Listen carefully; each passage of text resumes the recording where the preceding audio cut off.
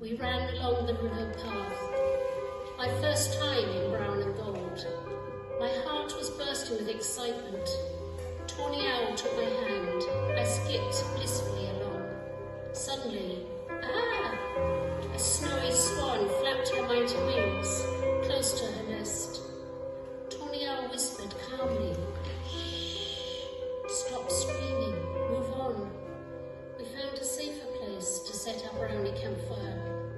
Built a wigwam, collected firewood, put moss under the sticks, and I lit a match, blew gently to make it smoke. Then a spark burst into flame, and we all cheered merrily. Someone greased the frying pan, sausages, bacon and eggs. Each of us took our turn. I felt so proud, and we sat and ate our efforts the best meal ever. We heated water on the fire to wash the dishes in a bowl, played games of tag and hide and seek, until the sun was red in the west. Then we gathered up all our things and headed for home. I kept checking my pocket while my new badge was lodged. Felt great knowing it was safe and sound.